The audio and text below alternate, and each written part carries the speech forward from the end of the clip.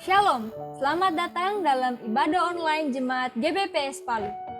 Mari siapkan hati dan diri kita untuk beribadah sebab ini adalah ibadah dan bukan tontonan. Ikuti setiap acara ibadah, turut menyanyi ketika puji-pujian dan membaca Alkitab saat pengkhotbah menunjuk ayat untuk dibaca, serta berdoa ketika diajak berdoa. Karena ini adalah ibadah dan bukan tontonan, jangan bercakap-cakap selama ibadah berlangsung. Gunakan pakaian yang sopan dan duduk dengan sopan. Selamat menikmati lawatan Tuhan. Tuhan Yesus memberkati. Kami bersyukur Tuhan buat pagi hari ini. Engkau sungguh baik dalam hidup kami Tuhan. Dan pada pagi hari ini Tuhan, sebagai rasa ucapan syukur kami Tuhan, kami mau memberi yang terbaik untuk hormat dan kemuliaan Tuhan. Terima kasih Tuhan Yesus Kristus. Dalam nama Tuhan Yesus Kristus kami berdoa ucap syukur. Amin. Berapa banyak Bapak Ibu Saudara yang dikasih Tuhan yang datang dengan sukacita dan kerinduan kita untuk memuliakan Tuhan pada pagi hari ini. Boleh lambaikan tangan. Puji Tuhan. Mari kita berikan yang terbaik untuk Tuhan kita pada pagi hari ini. Haleluya.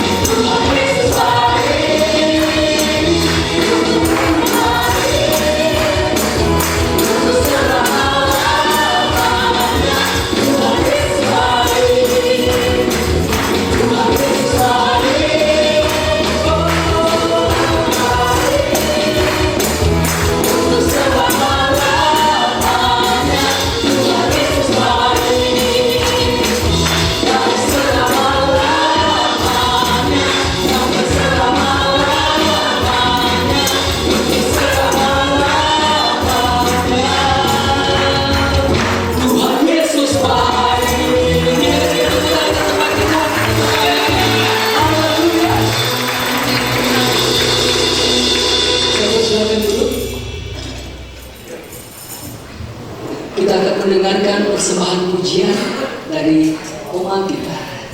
Puji nama Tuhan, saya ingin mempersembahkan satu pujian, satu kesaksian saya satu anugerah di lewat pujian ini.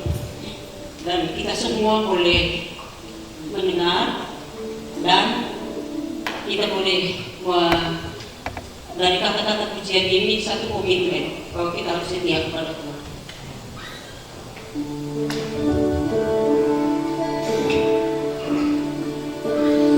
Di saat engkau susah, Yesus ibu selalu. Di saat engkau lemah, yang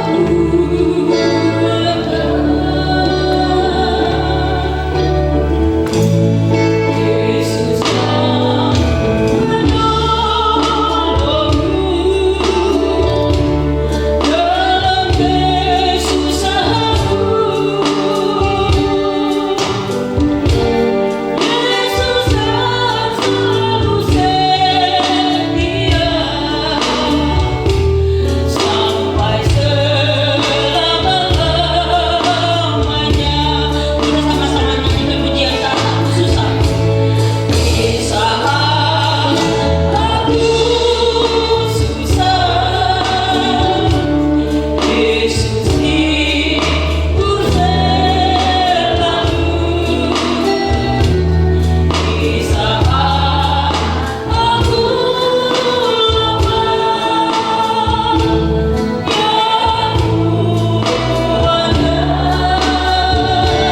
yang Yesus yang menolongmu dalam kesusahanmu.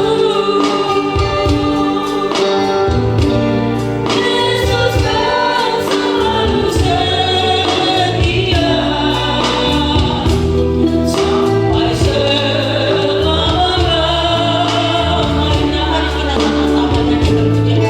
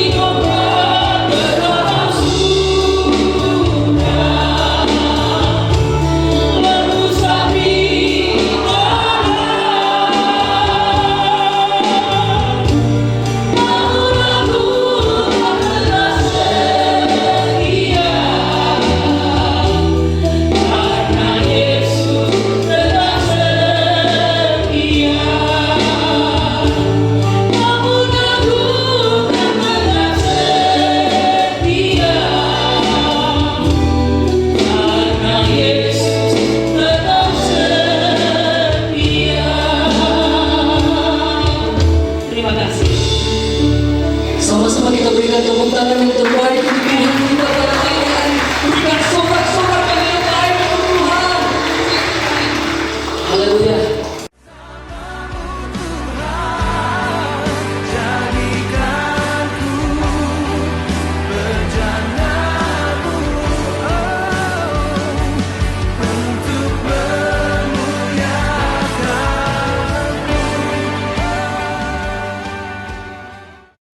Shalom jemaat yang diberkati Tuhan, bersyukur dapat berjumpa kembali di tahun yang baru ini. Kami mengucapkan selamat bergabung bagi saudara yang baru pertama kali beribadah di tempat ini. Senang rasanya dapat berjumpa dengan saudara. Bersama saya Karin, berikut kegiatan GPPS Palu selama sepekan. Ibadah Raya GPPS Palu tetap diadakan secara new normal setiap hari Minggu pukul 8 pagi di Villa Bukit Indah Doda dengan mematuhi protokol kesehatan sebagai berikut. 1. Memakai masker dari rumah dan selama ibadah. 2. Sebelum memasuki tempat ibadah, wajib mencuci tangan di tempat yang telah disediakan. Yang ketiga, sebelum memasuki tempat ibadah, wajib melakukan pengukuran suhu badan kepada petugas. Yang keempat, apabila suhu badan mencapai 37,5 derajat Celcius, maka jemaat tidak diperkenankan masuk. Dilarang membawa anak-anak di bawah 12 tahun. Jemaat yang sakit dan lansia yang mengidap penyakit bawaan tidak diperkenankan masuk. Yang keenam, tidak diperkenankan berjabat tangan. Yang ketujuh, jarak tempat duduk diatur sesuai dengan ketentuan yang berlaku. Yang kedelapan, untuk persembahan disediakan kotak kolektor 1 dan 2 dalam ibadah. Saudara dapat memasukkannya saat datang maupun saat pulang.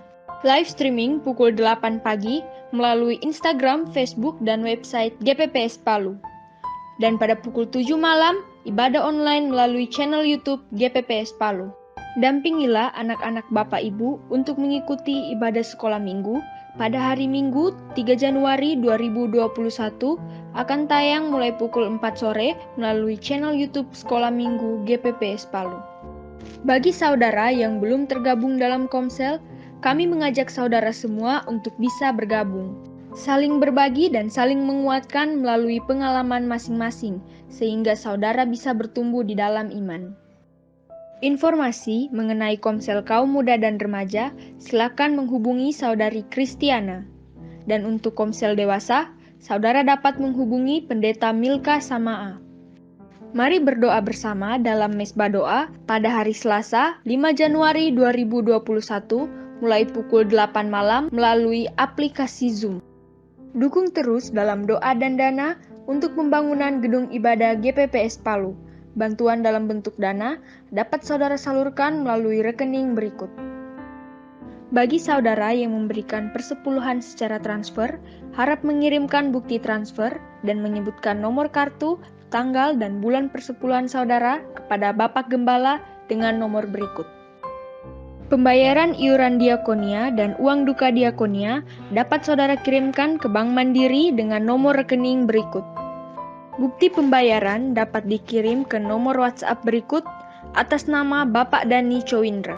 Bagi saudara yang mengikuti ibadah secara online, dapat mengirimkan persembahan melalui rekening berikut dan harap konfirmasi peruntukannya kepada Ibu Anita Gosal dengan nomor WhatsApp berikut. Mohon kerjasama semua jemaat untuk tetap menjaga semua fasilitas yang berada di Villa Bukit Indah Doda, serta tidak mengambil dan memetik tanaman apapun yang berada di sekitar Villa Bukit Indah Doda. Demikian warta jemaat selama sepekan ini. Pesan Tuhan tahun ini adalah hidup dalam kedaulatan Tuhan. Tuhan Yesus menyertai kita. Selamat beribadah. Tuhan Yesus memberkati.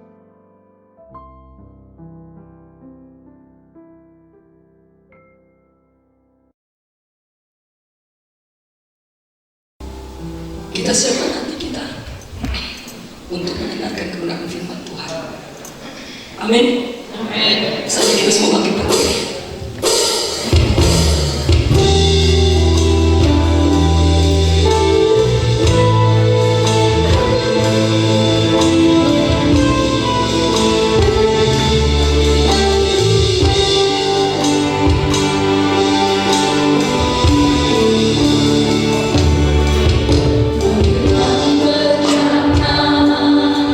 Siap dibentuk demikian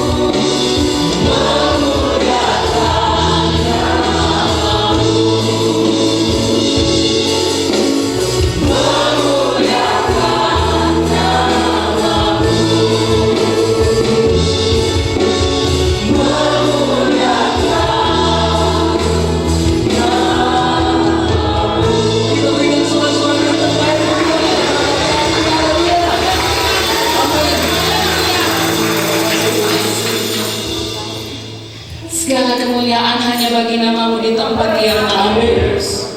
Terima kasih Tuhan buat kesempatan yang Engkau masih berikan bagi kami, untuk kami boleh datang menghormati Engkau, memuji dan memuliakan nama-Mu ya Tuhan. Sebab inilah yang menjadi kerinduan kami terus, berada di hadirat-Mu, menikmati cinta-Mu, menikmati kasih-Mu Tuhan. Terima kasih ya Bapa. Pada kesempatan ini kami rasa lapar dan haus akan firman-Mu.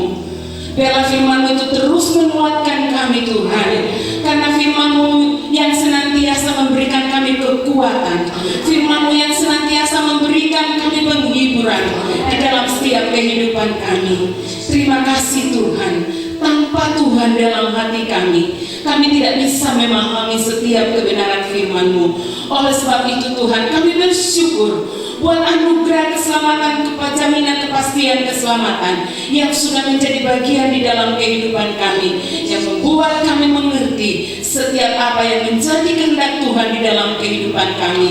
Terima kasih buat hamba-Mu Tuhan, yang Engkau percayakan bagi kami semua untuk menyampaikan kebenaran firman-Mu. Kami percaya bahwa setiap pewahyuan Tuhan boleh disampaikan bagi kami semua, sehingga kami boleh dapat memahami, kami boleh mendapat mengerti, sehingga kami boleh dapat melakukannya di dalam setiap kehidupan kami. Karena kami tahu hanya di dalam kedaulatan Tuhan kami boleh mengerti kehendak Tuhan di dalam setiap kehidupan kami masing-masing. Terima kasih Tuhan, kami siap mendengarkan firman-Mu. Hanya di dalam nama Tuhan Yesus Kristus kami mengucap syukur dan berdoa. Haleluya. Amin. Puji nama Tuhan, shalom. Puji Tuhan, kita bersyukur Tuhan berikan lagi kesempatan anugerah bagi kita untuk beribadah. Tidak ada salahnya karena baru tanggal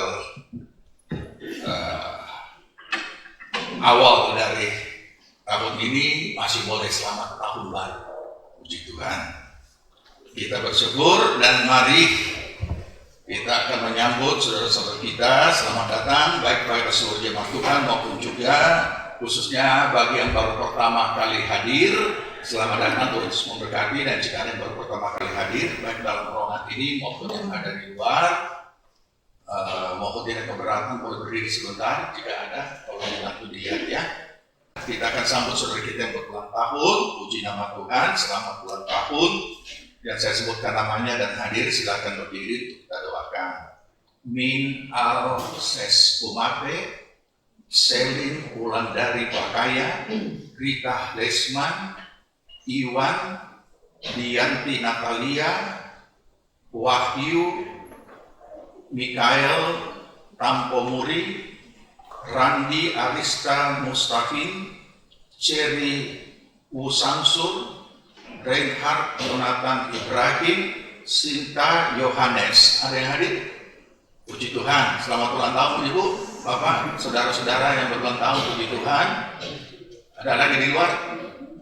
Ya, kita doakan yang berdiri ya. Puji Tuhan. Terima kasih Bapa di sorga, kami datang ke hadirat-Mu bersama-sama saudara-saudara kami yang berulang tahun. Kami bersyukur Tuhan sudah tambahkan usia mereka, kiranya membawa mereka semakin memahami makna kehidupan mereka sebagai orang percaya.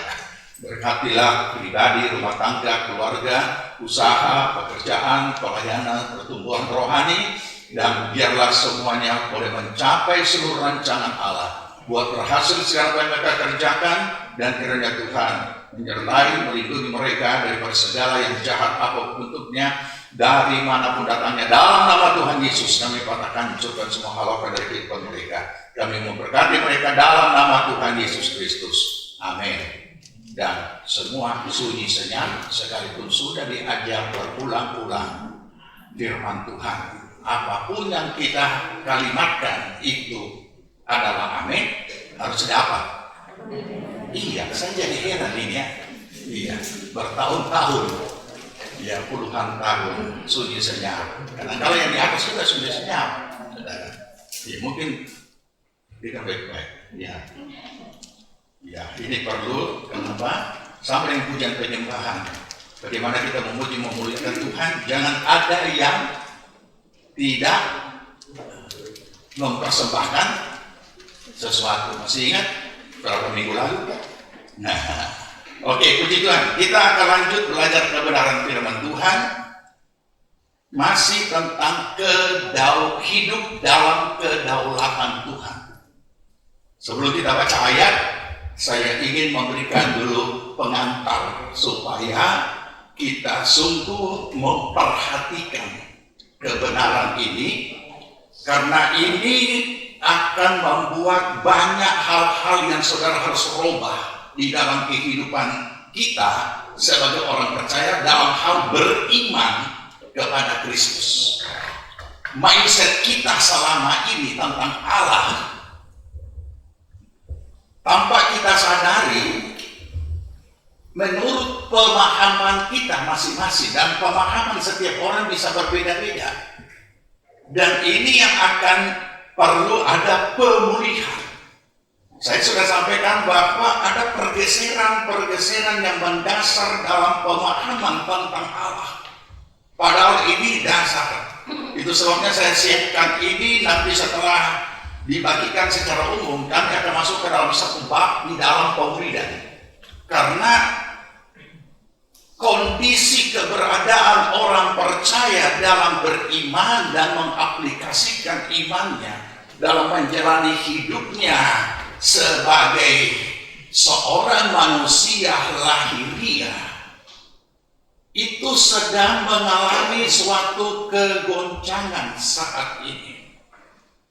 Kalau saya simpulkan tanpa menghakimi, tapi sayangnya tidak disadari bahwa itu kegoncangan dan pergeseran, sehingga itu sebabnya kita menemukan begitu banyak ataupun beberapa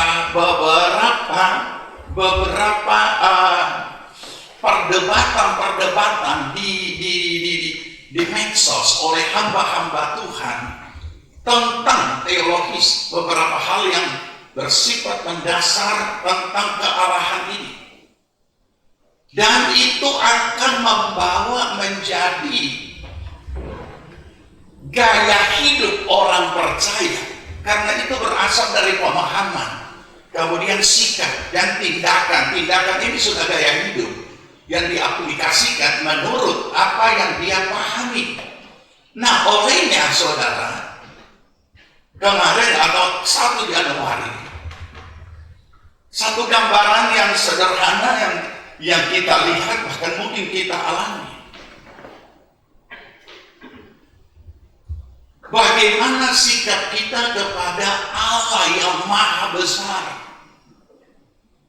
Kalau kata maha besar ini sudah tercakup, dia maha adil, maha kuasa, maha kudus, maha hadir, maha tahu, segala yang maha, yang merupakan keberadaan Allah ini sendiri, itu tidak nampak dalam gaya hidup orang percaya. Jangankan dalam kehidupan sehari-hari, dalam ibadah pun kadang-kadang tidak nampak. Sehingga Allah ini siapa yang kita perlakukan? Nah, ini yang perlu kita pahami, saudara. Jadi sebagian pendahuluan sudah disampaikan pada 1 Januari. Sebab kita perlu memahami, kita adalah manusia biasa yang memiliki iman di dalam Kristus, dan iman kita juga ada di dalam manusia lahiriah, manusia biasa. Nah, kalimat ini bukan berarti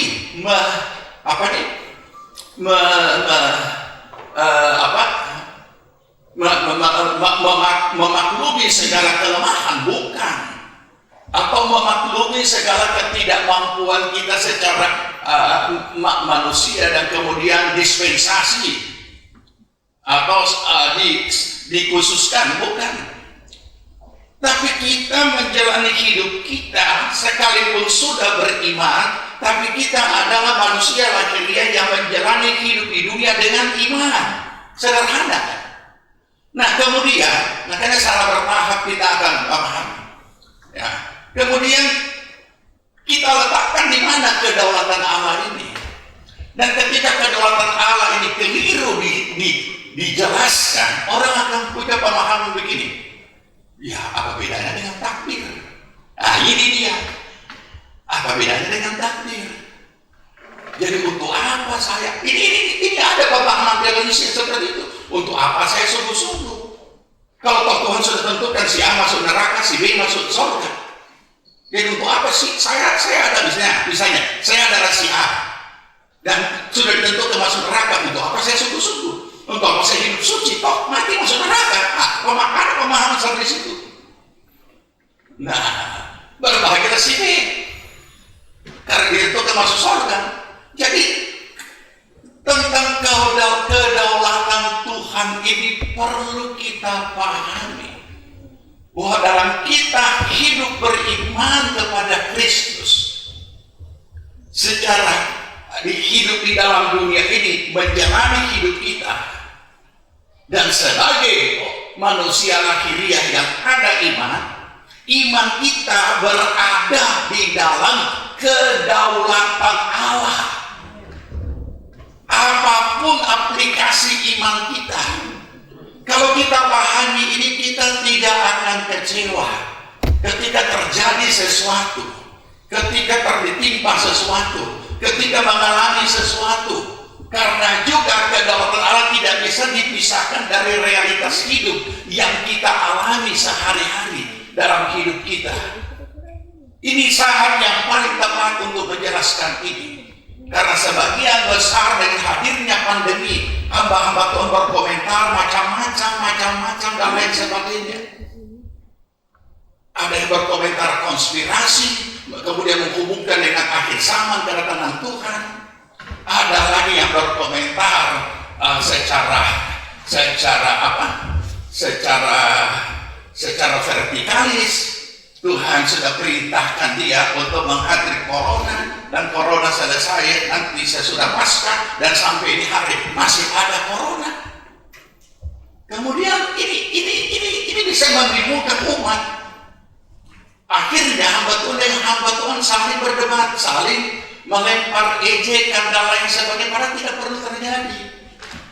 Nah, oleh karena itulah dalam situasi kondisi seperti ini, dengan pemahaman-pemahaman yang tidak mendalami kedaulatan Allah, sehingga ada lagi yang menyampaikan khotbah, corona punya mata, dia lihat mana yang setia, mana yang tidak setia.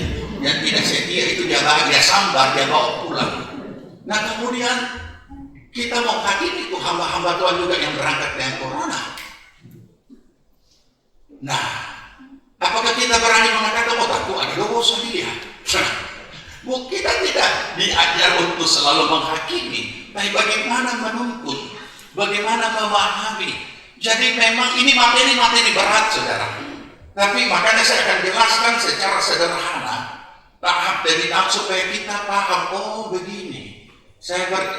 Jadi saya walaupun saya hidup dalam anugerah Allah, bukan berarti saya melecehkan kedaulatan Allah.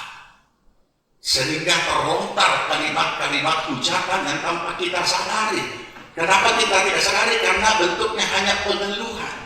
Dan pengeluhan itu hanya keluar dari kemanusiaan kita.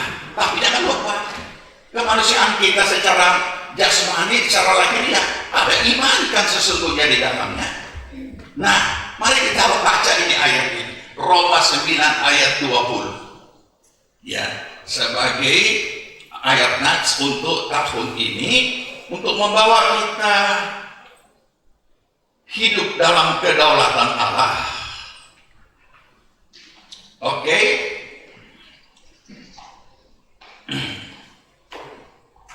Kita baca sama-sama, kita sambut firman Tuhan.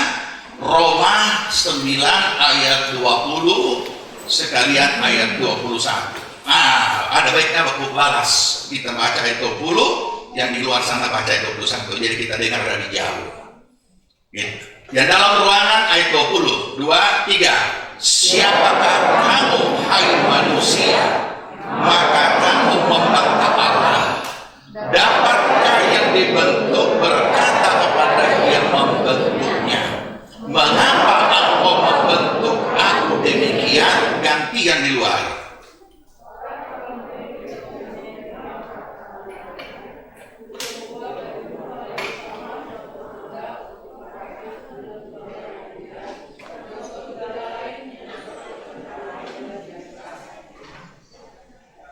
Ya, puji Tuhan, silakan duduk. Dari kalimat ini, yang di dalam perjanjian lama bukan cuma kalimat ayat, tetapi langsung disuruh pergi ke tempat pembuatan periuk itu. Dari kalimat ayat ini sudah menyatakan dengan sangat jelas tentang kedaulatan Allah. Dia punya mau, dia punya suka, dia punya kehendak. Nah, masalahnya ini kalau kita kalimatkan dia punya mau, ini masuk dalam analisa pemahaman manusia. Itu anak dia mau, kalau tidak ikut dia mau.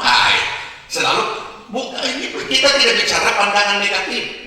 Atau ini anak kelakuan, itu orang bilang, aduh, kamu dia mau kalau tidak diikut. Bukan. Tapi ini mama, bagaimana Allah pencipta semesta sekalian alam dalam memiliki kedaulatan mulai dari tidak ada menjadi ada dengan penciptaannya, dengan berfirman maka adalah dan terjadilah semuanya itu. Berada di dalam kedaulatan. Dan manusia, pemazmur berkata, siapakah manusia sehingga engkau ingat akan dia, sehingga engkau mengindahkan dia, sehingga engkau mengasihi dia. Siapa kita ini? Siapa? Nah, kata siapa kita ini bukan membawa kita kembali mengingat hidup lama kita yang hidup di dalam dosa. Tetapi yang jelas dari situlah kita diangkat oleh Tuhan. Dari situlah kita diselamatkan. Dari situlah kita menerima anugerah. Pada saat kita membuka hati menerima Kristus sebagai Tuhan dan Juru Selamat. Nah, kita yang sudah jadi umat Tuhan, nanti kita lihat bagaimana apa yang Tuhan daulatkan untuk itu. Tentang kebenaran kita sebagai orang percaya. Nanti sebentar kita akan paham. Akan tetapi dari sini kita boleh memahami. Ini Allah yang maha besar, maha kudus, maha adil, maha mulia, maha kuasa, dan lain sebagainya. Itu Allah yang saudara dan saya miliki. Dari situ kita sudah bisa tahu apa yang kita pernah baca dalam Alkitab, bahwa pikiranku bukan pikiranmu, jalanku bukan setinggi langit dan bumi. Tapi heran, dalam gaya hidup orang percaya, sehari-hari Tuhan itu dijadikan jomos.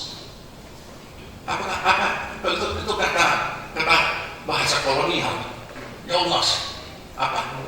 Agak lebih, tapi mungkin lebih gamblang, lebih kita tahu betapa hinanya. Siapa kalau bilang jadikan pembantu, pembantu sekarang bangun hebat, dia punya penampilan. Ini Yesus yang berkata, engkau bukan kusebut lagi hamba, engkau kusebut sahabat. Karena seorang hamba tidak mengerti tahu apa Tuhannya, tapi seorang sahabat. Nah, itu Yesus yang berkata sahabat. Kemudian kita yang memperlakukannya betul-betul sahabat. Dengan melecehkan kedaulatan Allah. Dengan melecehkan kebesaran, keagungan, kesakralan Yesus. Karena dia apa? Sahabat. Kita berteman kok. Salahkah kita bersahabat? Tidak dengan Tuhan. Dia sendiri. Tapi dia yang menjadikan kita, bukan kita yang menjadikan dia. Apakah berani kita berkata? Kalau kita tentu berani sekarang, karena Yesus sudah dulu mengatakan, engkau adalah sahabat. Tapi kalau tidak ada itu ayat, dan Yesus belum pernah mengatakan, berani kita berkata, oh Yesus sahabatku. Sedang bupati saja saudara tidak kenal, tidak, saudara cuma kenal tapi tidak bersahabat. Iya kan? Ini contoh kan? Nah, ketika seorang pejabat tinggi berkata, oh kita bersahabat itu Martino. Oh, tapi apakah saya berani berkata, oh kita bersahabat itu? Andai kata toh, tapi dalam perilaku terhadap oknum tersebut, saya tahu siapa dia.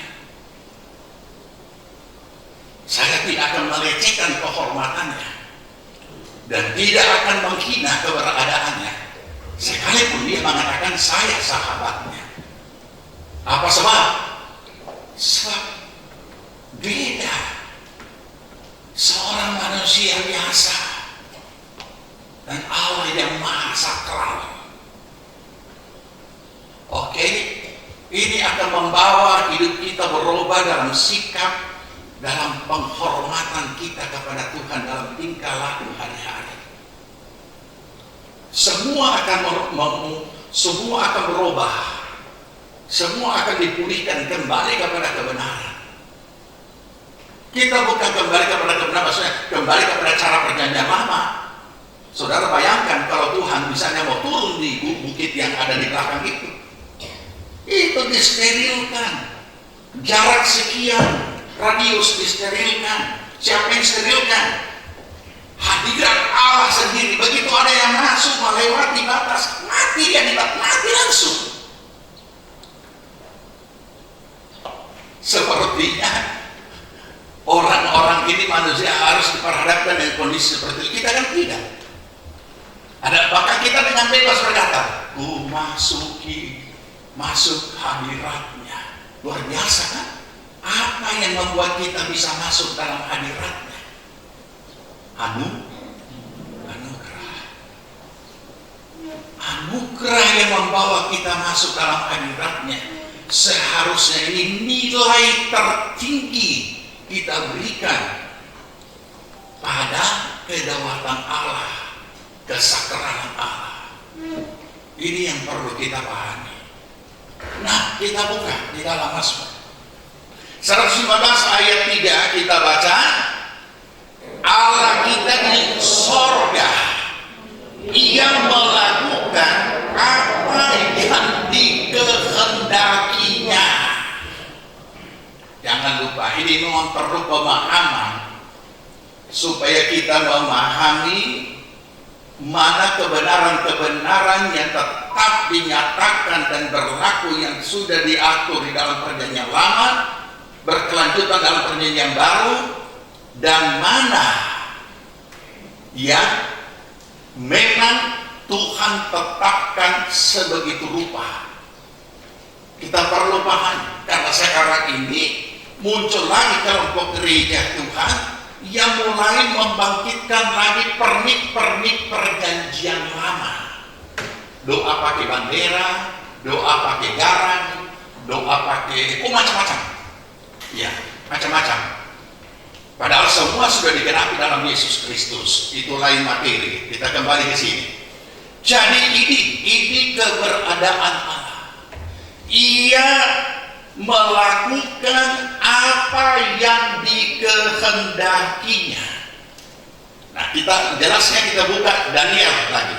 Daniel 2 ayat 21. Daniel 2 ayat 21. Ini bicara tentang keberadaan kedaulatan Tuhan secara umum. Daniel 2 ayat 21 kita baca. Dia mengubah saat dan waktu. Dia memecat raja dan mengangkat raja. Dia memberi hikmat kepada orang bijaksana dan pengetahuan kepada orang yang berpengertian. Jadi kita melihat bagaimana kedaulatan Allah. Saya sudah pernah bawa kita untuk membaca di dalam penciptaan. Bagaimana dia sudah mengatur segala sesuatunya menurut kehendaknya, dan itu ketetapan yang Tuhan sudah tetapkan. Apa yang kita lihat segala-galanya secara alam semesta, baik di alam maupun di jagat raya, angkasa raya, Tuhan sudah tetapkan. Ia yang mengubah saat dan waktu. Saudara, kita sebenarnya bisa merenung sejenak. Kenapa kita cuma ada musim hujan dengan musim kemarau? Kenapa di negara bagian lain ada musim dingin? Kita tidak ada musim dingin, cuma musim hujan. Musim dingin, musim panas, musim gugur, musim nah, kita tidak. Jadi sudah diatur begitu rupa kedaulatannya. Oke? Jadi andai kata ini bukan berarti kita mengandai-andai, tapi andai kata ini untuk suatu perbandingan. Ketika Tuhan merubah saja satu hal secara alam semesta, luar biasa apa yang akan terjadi. Dan kita tidak bisa bikin apa-apa. Itu sudah ditentukan dan ditetapkan dan kehendaknya yang terjadi. Nah, ini perlu kita pahami. Dalam kondisi ataupun dalam keberadaan kedaulatan Allah inilah saudara dan saya sedang hidup sebagai manusia lahiriah, tapi sebagai orang percaya. Jadi ada dua, manusia lahiriah pada umumnya dan manusia lahiriah sebagai orang percaya. Saya harus pakai istilah yang umum ini daripada istilah teologis. Orang dunia dan anak Tuhan itu bahasa tempo dulu yang lagi populer di mimbar dan sebagainya masih dipakai. Manusia orang dunia dan manusia anak Tuhan. Nah, kemudian orang bertanya, orang dunia itu yang mana? Ya, bisa dijelaskan, tapi kalimat ini, istilah ini terlalu mengandung teologis sehingga membingungkan orang.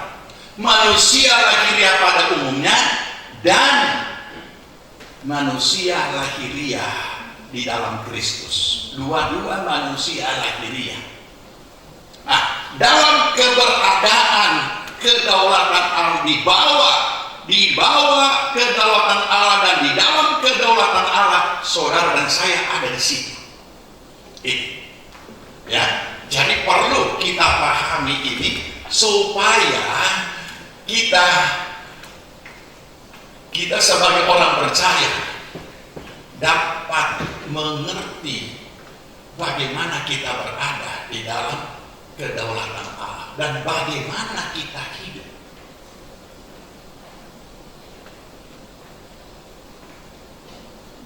Ia melakukan seturut kehendaknya. Jangan lupa, memang ada hak iman. Saya sudah ingat, memang ada hak iman yang diberikan kepada kita sebagai orang percaya. Dan sebagai orang percaya dikatakan bahwa mereka ini keturunan Abraham dan mereka diberi hak untuk menerima dan memiliki janji-janji Allah, ditulis dalam suratan Roma seperti itu. Karena kita adalah anak, maka kita juga pewaris daripada janji itu. Tapi jangan lupa, hak iman diberikan pada kita. Bukan berarti begitu ada hak iman, ini tidak dianggap. Kedaulatan Allah tidak dianggap. Bukan. Tetap hidup dalam kedaulatan Allah. Makanya kita tidak usah bingung kalau kita berdoa sekalipun dalam nama Tuhan Yesus. Kenapa? Jawabannya tidak ada. Ada jawaban, tapi jawabannya adalah tidak. Kenapa yang lain berdoa dan kemudian jawabannya adalah ya? Kita sudah belajar beberapa bentuk jawaban doa. Nah, ini dia. Sehingga kita tidak usah bingung. Kita juga tidak usah menjadi kecewa. Kenapa sama-sama satu gereja punya usaha di mall, waktu mall terbakar, dia punya tidak terbakar, saya punya habis semua.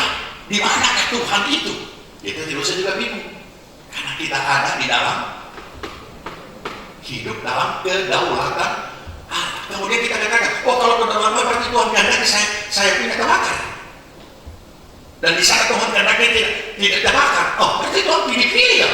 Jangan lupa, segala sesuatu bekerja, Allah turut bekerja mendatangkan kebaikan. Nah, ini. Jadi kita perlu memahami akan hal ini, saudara. Oke? Nah, kita lihat. Kita kembali kepada kebenaran firman Tuhan. Apa yang Tuhan bukan cuma menetapkan, karena kalau tadi dia menetapkan segala jagat raya ciptaannya dan segala waktu dan segala apapun yang ada di dunia ini, ya, tetapi dia juga menetapkan umatnya. Oke? Mari buka Efesus pasal 1.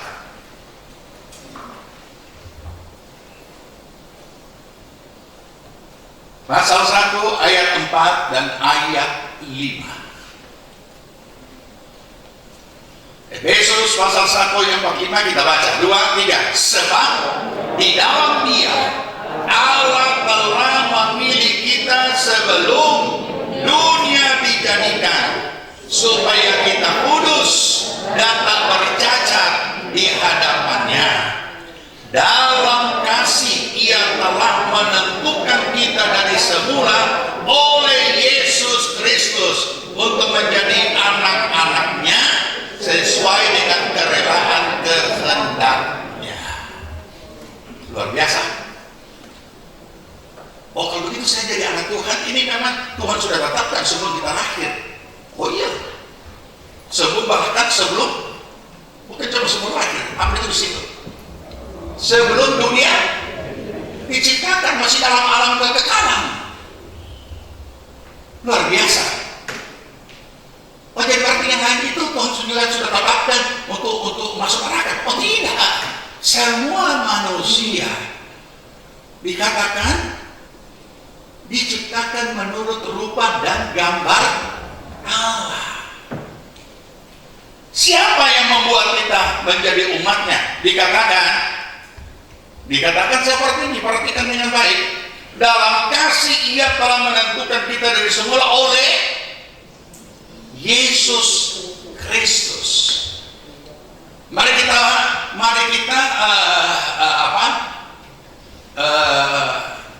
kembali dulu ke belakang sedikit untuk satu great skenario yang Allah sudah siap, ya, atau planning yang besar, atau blueprintnya Tuhan. Apa yang kita tahu? Allah menciptakan manusia serupa dan segambar dengan Dia. Tapi apa yang kita tahu lebih lanjut? Manusia jatuh dalam dosa. Ada orang bertanya dengan sangat pertanyaan yang simpel, sederhana. Biasanya itu anak kecil, dan begitu dia tanya sama mama dan papanya, papa dan mama, kurang tahu juga ya. Coba tanya anak di guru sekolah minggu. Dan di guru sekolah minggu juga. Ini anak yang masih kecil, pertanyaan sih. Kita susah jawab. Padahal ini gampang. Ini hal yang paling awal. Dia tanya begini, Allah kan maha tahu. Berarti kalau Allah maha tahu, kan dia sudah tahu kalau manusia pasti jatuh dalam dosa kan? Untuk apa dia ciptakan? Untuk apa dia ciptakan? Kak, karena di sekolah itu panggilannya kakak semua, biar soal juga kakak. Hebat ini kita di sekolah minggu di Westpal. Sampai buka main. Om Mami itu dia panggil Kak ini. Hebat. Sampai begini anak-anak yang tidak takut durhaka ini. Tapi beliau juga Om Mami di sana dipanggil Kak. Puji Tuhan. Nah, jadi kalau memang yang kedua, kalau memang Tuhan tahu bahwa manusia akan jatuh dalam dosa, untuk apa dia bikinkan itu pohon pengetahuan baik dan jahat yang ada di situ? Nah, ini nanti satu saat kita akan bahas nanti pada kesempatan lain kedaulatan Allah dan kehidupan manusia. Ya, supaya kita tidak bingung dengan takdir dan lain sebagainya. Nah, kita kembali. Jadi saudara, Allah yang menetapkan, kenapa dia tetapkan? Karena Allah tidak pernah gagal dalam rencananya. Allah tidak tahu itu manusia pasti akan. Jadi Allah ini iblis menjatuhkan manusia supaya rancangan Allah gagal, supaya manusia diciptakan menurut gambar dan rupa Allah ini menjadi hancur. Maka Allah tidak akan gagal dalam rancangannya. Makanya Allah sendiri turun dalam rupa manusia dalam Yesus Kristus untuk menyelamatkan manusia yang berdosa. Dengan jalan apa? Barang siapa yang percaya. Itu kedaulatan Allah. Kedaulatan Allah. Jadi memang dari semula kita sudah ditetapkan bahwa kita adalah manusia diciptakan menurut rupa dan gambar Allah, tapi dirusak oleh pelanggaran. Nah, supaya bisa kembali ke dalam pemulihan ini, Yesus Kristus datang. Dan saudara dan saya yang percaya menjadi umatnya. Oke? Ini. Jangan lupa itu. Tuhan yang menetapkan saudara setelah menjadi orang percaya menjadi umatnya. Dan apa yang Tuhan siapkan, yang Tuhan telah tetapkan bagi umatnya? Kita baca di dalam ayat 11. Ya, ayat 11. Tadi Efesus 1 ayat 45, sekarang ayat 11. Sudah dapat? Baca. Aku katakan di dalam Kristus, karena di dalam dialah kami mendapat bagian yang dijanjikan, kami yang dari semula ditentukan untuk menerima bagian itu sesuai dengan maksud Allah yang di dalam segala sesuatu bekerja menurut keputusan kehendaknya. Jadi berbahagialah saudara dan saya bisa menjadi umat Tuhan. Dan Tuhan sudah tetapkan. Dan kalau Tuhan sudah tetapkan di dalam kedaulatan Allah, tidak ada yang bisa menggugurkan. Terkecuali kita yang menyediakan diri kita untuk diganggu-gugat. Nah, itu bedanya. Kenapa? Karena Tuhan memberikan hak sebebasnya kepada manusia, hak asasi. Itu nanti pembahasan berikut antara kedaulatan Allah dan asasi manusia. Nah, jadi saudara, setelah dia menetapkan, apa yang ditetapkan itu? Barang siapa yang percaya tidak binasa melainkan beroleh hidup yang kekal. Tapi itu kan urusan akhirat. Sedangkan bagaimana kita yang masih hidup sekarang? Oke. Nah, bukalah Yeremia 29 ayat 11. Jadi 2021 nggak usah terlalu goncang iman dengan apa yang akan terjadi, apa yang akan dialami. Mari kita baca 29 ayat 11, 2, 3. Sebab aku ini mengetahui rancangan-rancangan apa yang ada padaku mengenai kamu. Demikianlah firman Tuhan, yaitu rancangan damai sejahtera, bukan rancangan kecelakaan. Untuk apa? Untuk memberikan kepadamu hari depan yang penuh harapan. Oh, rasanya ini ayat memang paling tepat di saat-saat seperti ini. Tapi kita perlu pahami, yang kita butuhkan bukan hanya harapan-harapan kosong yang dikalimatkan dari mimbar. Bukan cuma kalimat-kalimat sugesti yang dilontarkan dari mimbar, tapi satu kebenaran firman yang kita imani. Kadang-kadang kita tidak sadar bahwa kita hanya disugesti. Dan kemudian ada perubahan sejenak. Tapi begitu kita pulang dan menghadapi situasi kondisi yang berlainan dengan apa yang disampaikan di mimbar mulai. Kenapa? Karena kita hanya tersugesti dengan kalimat. Nah, ini firman. Kalau boleh dikatakan secara manusia lahiriah, 1 tahun yang sudah kita jalani 2020 adalah tahun yang tidak ada harapan. Kenapa tidak ada harapan? Karena pandemi belum berakhir, belum ada kejelasan. Sampai kita menyelesaikan tahun 2020 sampai kepada detik-detik terakhir tahun 2020 belum ada pengumuman yang menyampaikan bahwa pandemi sudah tidak ada lagi di bumi, di seluruh dunia. Tidak ada.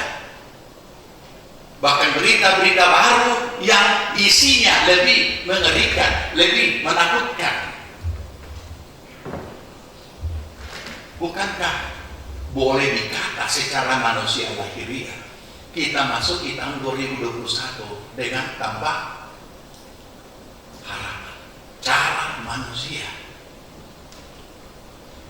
Tapi oleh iman datang dari mendengar firman.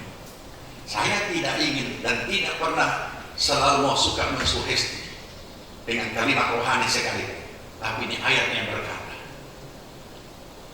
bukan rancangan kecelakaan, tapi rancangan damai sejahtera untuk memberikan kepada hari depan yang penuh harapan.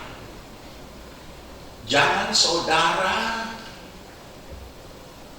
memahami kedaulatan Allah ini seperti kayak untung-untungan, gambling, spekulasi, kayak orang pasang nomor di lotre.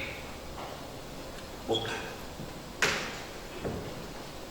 Kalau Tuhan sudah mengatakan hari depan yang penuh harapan, siapa yang punya harapan? Oke? Saya bantu saudara dengan gambar. Siapa yang punya harapan? Jadi sebagian mereka yang vertikalis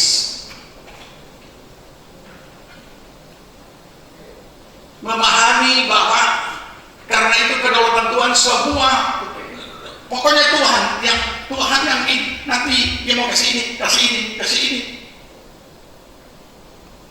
Tapi ayat ini berkata hari depan yang penuh harapan. Ini Tuhan. Tuhan adalah sumber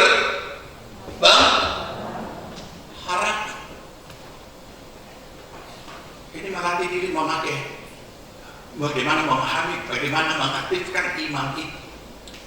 Sekarang dikatakan ini kita orang percaya menjalani hidup kita ini masa depan.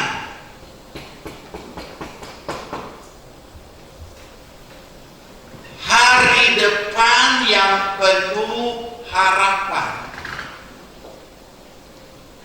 Terus pertanyaannya, siapa yang harus memiliki harapan? Manusianya kan?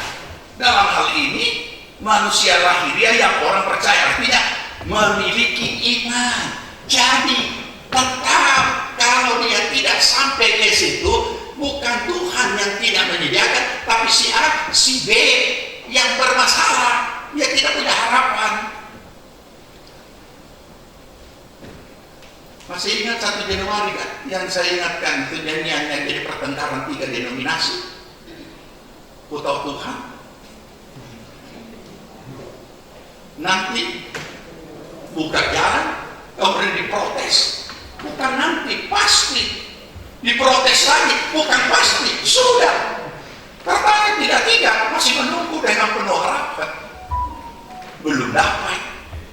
Jadi saudara, saya sederhanakan Ibrani 11 ayat 1 itu. Bagaimana menyederhanakan? Saya bukan gantikan itu ayat, tapi supaya dapat menangkap. Iman dimulai dari setitik pengharapan. Tidak sedang besar pengharapan, setitik pengharapan. Sebab kalau tidak ada yang saudara harapkan, tidak ada yang saudara akan imani. Ketika ada sesuatu yang kita harapkan, baru kita bisa imani apa yang kita harapkan. Dengan demikian iman kita mulai aktif, dimulai dari adanya pengharapan. Jadi kalau Tuhan sendiri sudah sediakan hari depan yang penuh harapan, kita yang harus memulai dengan harapan. Apakah harapan itu adalah hayalan? Bukan. Kalau harapan adalah hayalan,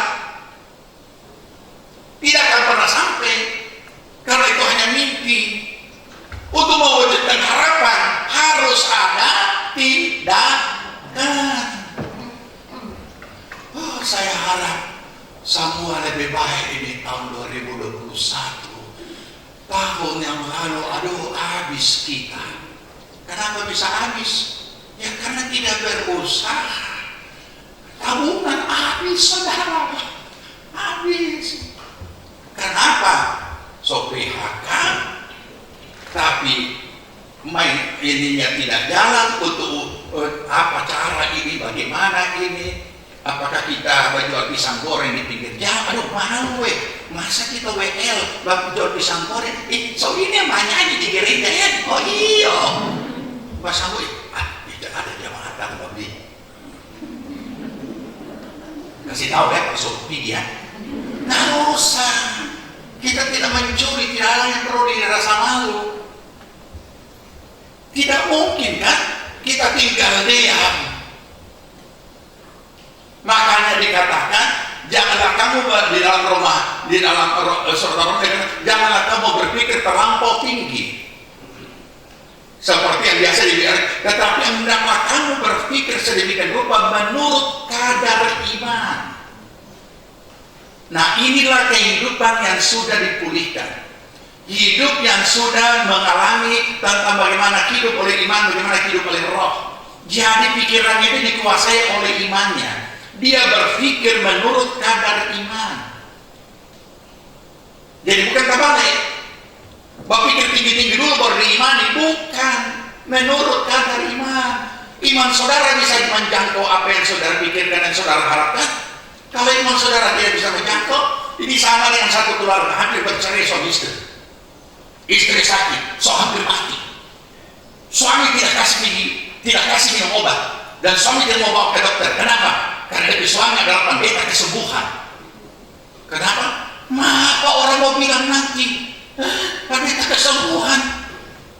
Dia punya istri sendiri minum obat, dia punya istri sendiri masuk rumah sakit, dan baku ke dokter. Di mana dia tahu? Saudaraku dia kasihan di pendeta.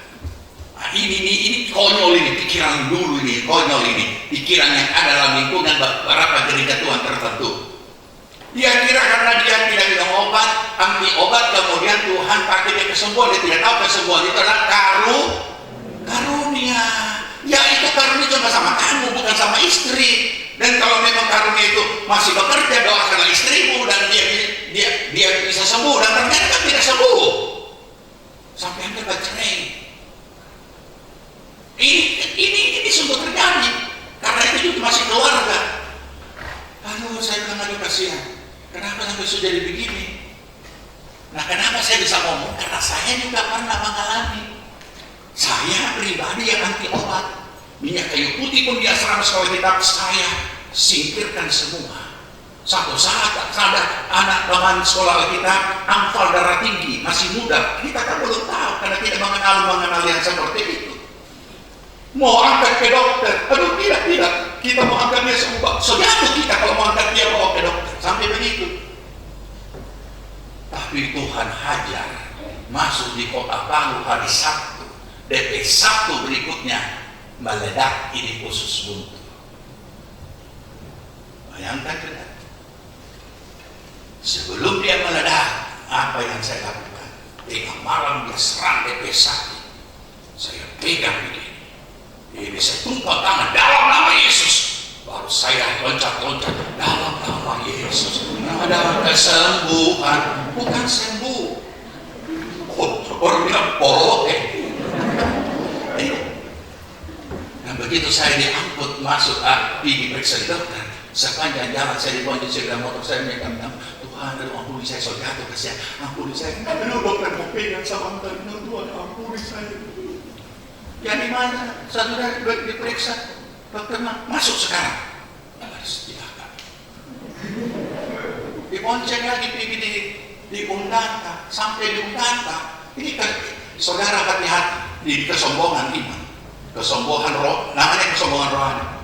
Begitu saya sampai di sana, hostel jatuh.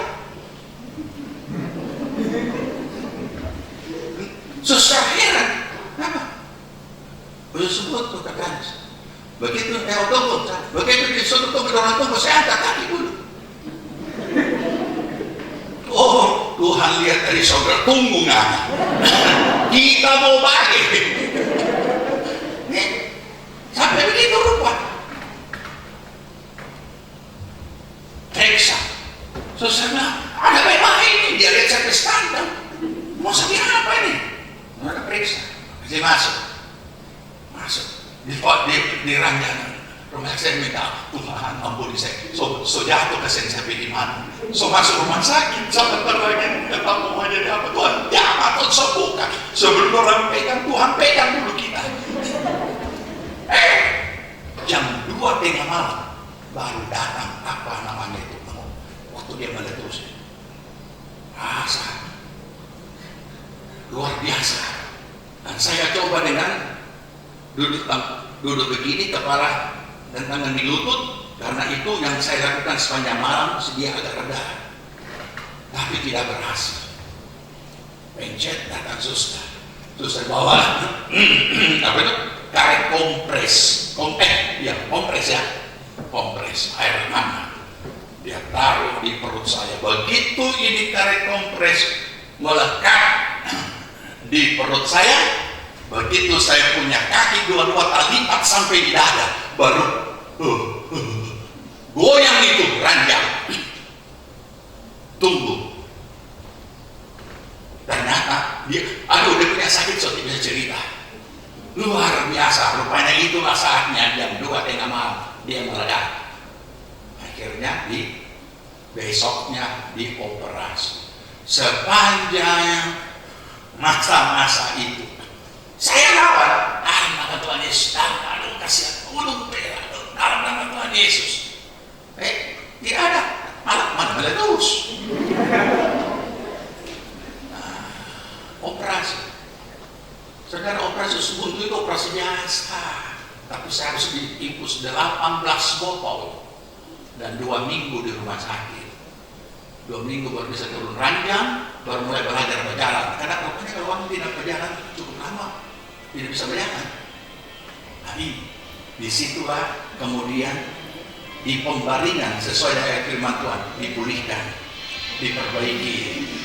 Ya, puji Tuhan. Jadi Tuhan punya kehendak. Kalau tidak, saya tidak bisa jadi gembala. Karena memang saya tidak pernah punya pikiran jadi gembala. Nah, seperti itulah. Yang punya iman ekstrim. Saya sudah saksikan yang lalu kan. Kalau orang berdoa dalam perjalanan minta selamat, saya minta apa? Semoga ada celaka. Supaya kalau ada celaka, saya turun di sini. Mana itu yang tapi ada punya? Yang putus ketika ingat dalam nama Tuhan Yesus pasang ulang. Bagaimana kalau kita pasang? Dan puji Tuhan tidak pernah ada celaka. Bilang Tuhan ini iman konyol. Kenapa saudara? Kurang belajar dan tidak diajar. Dan memang itu yang diajarkan kan? Itu diajarkan kalangan kita. Mau jadi sakti, pergi bertapa di gunung, berdoa, puasa, nanti turun so jadi sakti. Yang buta melihat, yang lumpuh berjalan, dan lain sebagainya. Inilah pelecehan terhadap kedaulatan Tuhan. Mujizat tetap ada. Amin. Ada, tapi bukan dipaksakan. Karunia tetap ada, tapi karunia pun kalau kita baca Alkitab menurut kehendak Roh. Jadi bukan kayak sektor lampu, mujizat karunia, ceklek mati, ceklek hidup. Bukan kita punya mau, Tuhan punya mau. Nah, Tuhan punya mau. Jadi kita perlu pahami Jadi kalau tidak ada sesuatu yang memang yang diberikan sebagai satu ilham roh, jangan kita bikin-bikin, jangan, ya. Nah, ini perlu kita pahami. Nah, pertanyaannya sekarang, kalau kita sudah seperti ini, apakah tidak melelahkan hidup melalui pengharapan? Kenapa saya harus ajukan pertanyaan ini? Karena sebagian orang tidak memahami, makanya dia tidak mau, karena tidak memahami bahwa hidup ini adalah pergumulan iman. Kalau bahasa di luar, bagi manusia lahiriah, di luar orang percaya, hanya mengatakan hidup ini perjuangan. Kayak kita bukan cuma perjuangan, adalah pergumulan iman. Nah, ini yang orang tidak suka. Sebagian menganggap pokoknya percaya saja pasti Tuhan lakukan dan lain sebagainya. Melalui kita punya serobotan dan klaim-klaim kepada Tuhan. Padahal bukan seperti itu. Ketika Yesus datang, itu pun juga Bapa telah menetapkan untuk datang dan mati dan bangkit dan naik ke surga. Kita baca, ya, bagaimana Tuhan semua punya ketetapan itu. Kisah 2 ayat 22. Kisah 2 ayat 22. Kita baca. Hai orang-orang Israel, dengarlah perkataan ini.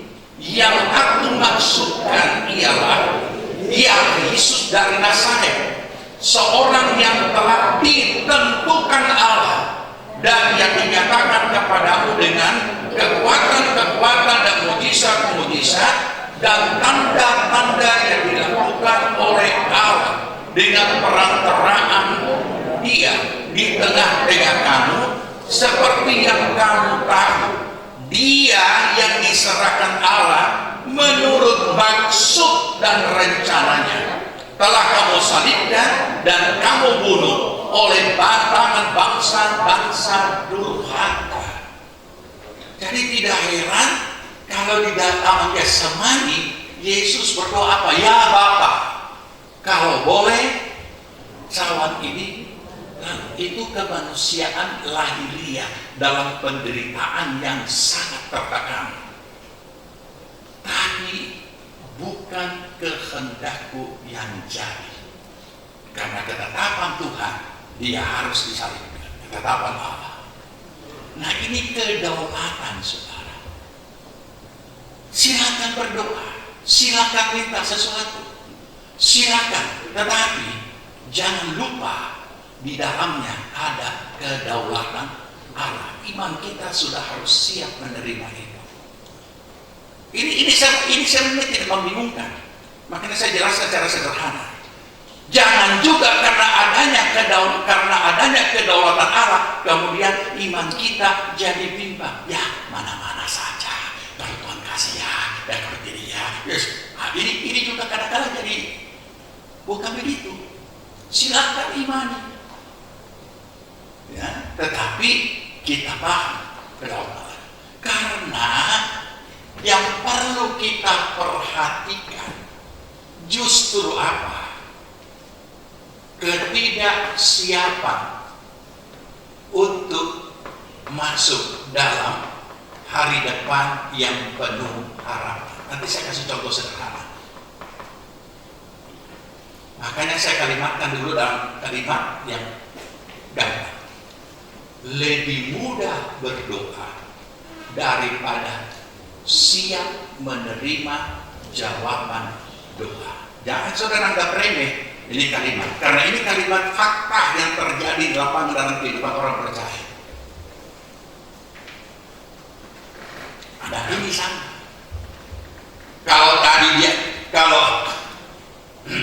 Kalau yang tadi dia hanya serba menunggu pasif bahwa Tuhan akan kerja secara otomatis tanpa dia berbuat apa-apa. Yang satu ini kencang dia berdoa. Dan karena dia berdoa, Tuhan dengar, Tuhan jawab, dan jawabannya adalah iya. Tapi begitu Tuhan berikan, dia tidak siap. Dia tidak siap. Apa itu tidak siap?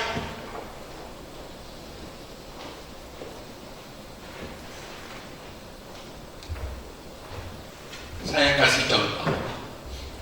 Seorang anak Tuhan sebenarnya kehidupannya bisa lebih maju lagi. Usahanya bisa lebih besar lagi. Tapi siap tidak dia tolong.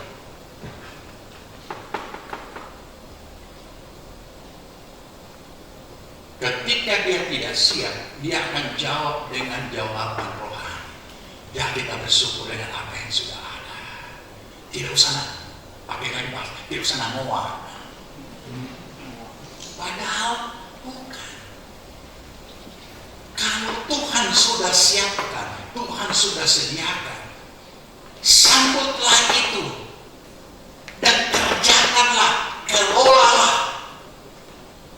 supaya benar-benar sampai kepada apa yang kita harapkan itu bisa kita alami. Jadi jangan kita anggap jadi Tuhan itu hanya kayak Sinterklas pagi-pagi, Santa Claus pagi-pagi, begitu tiba-tiba. Bukan. Kesiapan kita 2021 kita masuki semua benar-benar, bukan cuma kalimat. Kalau dulu cuma kalimat, benar-benar masih tidak jelas secara manusia lahirnya. Tapi oleh iman kita paham. Itu sebabnya apa yang menjadi rancangan Allah sama dengan ini periuk balanga yang sedang dibuat. Dia menyerah ke dalam tangan penjunan. Nah, kalau kita tidak seperti itu, mau menyerah ke dalam apa yang Tuhan sudah tetapkan dalam kehidupan kita, ya tetap seperti apa yang ada aja. Tetapi mereka yang siap, maka justru bagi orang lain masa pandemi yang sudah berjalan 1 tahun yang lalu itu merupakan hal yang sangat menakutkan, tapi sebagian lagi menimba berkat lebih besar daripada sebelum pandemi. Nah ini, olehnya saudara, kita perlu memahami kebenaran kedaulatan Allah. Dia menetapkan dan Ia lakukan untuk kita, dan sekaligus kita sebagai umatnya meresponi apa yang Tuhan sudah tetapkan itu. Karena Yesus Kristus adalah sama dahulu, sekarang, dan sampai selama-lamanya. Kita harus yakin, berserah ke dalam kedaulatan Allah dan bekerja sama dengan apa yang Allah sudah tetapkan. Dan kita akan melihat bagaimana 2021 kita menjadi umat yang sangat menghormati Tuhan, menyanjung Dia dalam hidup kita, memelihara penghormatan kita kepadanya dalam seluruh gerak hidup kita, dimanapun kita berada. Dan iman kita juga selalu terpaut kepada bahwa apapun tetap ada di dalam kedaulatan Allah. Dan Allah telah menetapkan saudara dan saya jadi umatnya. Dan Allah juga telah menetapkan apa yang akan dialami dan sampai akan jadi apa umatnya ini. Kita pasti masih ingat Ulangan 28 tentang janji berkat dan resiko kutuk. Dan dua-duanya ditetapkan dengan satu hukum. Apabila engkau dengan setia memperhatikan yang kuperintahkan kepadamu dan melakukannya dengan tidak menyimpan ke kiri dan ke kanan, maka segala berkat ini akan menyertai kamu dan datang kepadamu. Tapi apabila tidak, nah kita sudah tahu juga. Jadi saudara, itu ketetapan yang sudah ditetapkan. Sehingga dengan demikian kita tidak usah bingung apa yang kita hadapi, kita tidak usah kecewa, kita tidak usah kecil hati. Kenapa Tuhan tidak bela? Kenapa Tuhan tidak ini? Kenapa keluargaku mengalami ini? Kenapa orang yang saya kasihi Tuhan panggil dengan adanya? Kenapa perlindungan Tuhan tidak ada di masa seperti ini? Dan kenapa ada yang mengalami dampak dari pandemi ini? Ada juga yang mengalami dalam bentuk dampaknya dalam ekonomi, ada dampaknya dalam kesehatan. Dan kita tidak akan jadi bingung lagi, karena kita tahu Allah berdaulat. Dan kita tinggal menyerahkan kehidupan kita dan menaruh seluruh pengharapan kita kepada Tuhan. Tuhan memberkati kita. Kita berdoa. Terima kasih bahwa kami adalah umat-Mu Tuhan. Sehingga dalam segala pergumulan apapun yang kami hadapi dalam kehidupan kami, kami percaya kami tetap ada dalam kedaulatan Allah. Ada di dalam rancangan-Mu. Rancangan-Mu adalah rancangan damai sejahtera dan bukan rancangan kecelakaan. Tapi adalah hari depan yang penuh dengan harapan. Terima kasih kami boleh jalani tahun 2021 ini Tuhan.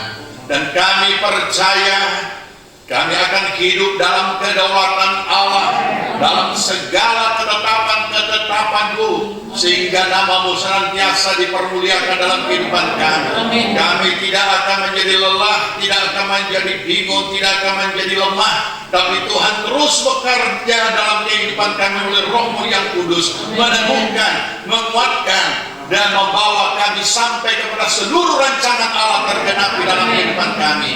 Terima kasih Tuhan, berkati dan memperlihatkan kebenaran firman-Mu di dalam hati kami, sehingga dalam kami menjalani hidup kami sebagai orang percaya, kami tidak melecehkan kedaulatan Allah, tetapi kami menghormati, kami menyanjung akan kedaulatan-Mu Tuhan. Dan kami senantiasa mau merendahkan hati dan diri kami dan menaklukkannya di dalam kedaulatan Allah dalam hidup kami, sehingga hidup kami adalah hidup yang penuh dengan penyerahan total kepada Tuhan. Terima kasih Bapa, hidup yang mengandalkan Tuhan. Terima kasih Bapa di sorga, berkati seluruh jemaat Tuhan yang tahu persis setiap keberadaan mereka. Berkati tiap pribadi, rumah tangga, keluarga, usaha, pekerjaan, pelayanan, pertumbuhan rohani, kesehatan mereka, semuanya diberkati Tuhan. Dan buatlah berhasil segala apa yang mereka kerjakan Tuhan. Terima kasih Bapa di sorga.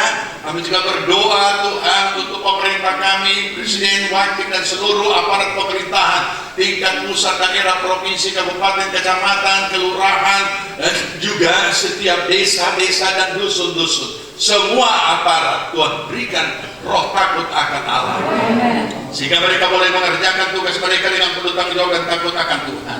Terima kasih Bapak. Kami juga berdoa untuk para medis dan tenaga medis yang sedang berada di lapangan untuk Tuhan mengatasi dan menolong saudara-saudara kami yang kena pandemi. Tuhan tolong, Tuhan jamah, Tuhan kuatkan, Tuhan lindungi, dan juga mereka yang sakit Tuhan sembuhkan dalam nama Tuhan Yesus. Terima kasih Bapak. Biarlah Tuhan tolong juga akan saudara-saudara kekasih kami yang tidak hadir, mereka juga kiranya diberkati oleh siaran streaming maupun juga online. Terpujilah nama Tuhan. Terima kasih kami boleh beribadah di tempat ini. Tuhan memberkati yang telah keluarga yang sudah menyediakan tempat untuk kami boleh pakai beribadah Tuhan. Engkau pilih kebenaran mereka dan Engkau memberkati mereka semuanya. Terima kasih Bapak. Sementara kami akan pulang, kirimkan pasukan malaikat mengawali kami untuk bungkus dan kuasa darah-Mu, pagar dengan tembok-tembok api-Mu. Kami semua boleh tiba selamat sejahtera, tidak kurang satu apapun di rumah kami masing-masing. Terpujilah nama Tuhan. Terima kasih Bapak. Dalam nama Tuhan Yesus kami berdoa. Saudaraku yang dikasihi Tuhan, terima berkat damai sejahtera dari Tuhan Yesus Kristus, kecintaan Allah Bapa dalam persekutuan Roh-Nya yang kudus adalah yang tinggal menyertai kita sekalian, dibuatnya kita hidup bijaksana dan supaya berhasil segala apa yang kita kerjakan sampai berkelimpahan dari sekarang sampai Tuhan Yesus datang kembali. Amin. Ibadah kita telah selesai. Kami berdoa saudara dapat diberkati melalui ibadah hari ini. Selamat hari Minggu. jangan lupa 3M, menjaga jarak, mencuci tangan, dan memakai masker. Tuhan Yesus memberkati.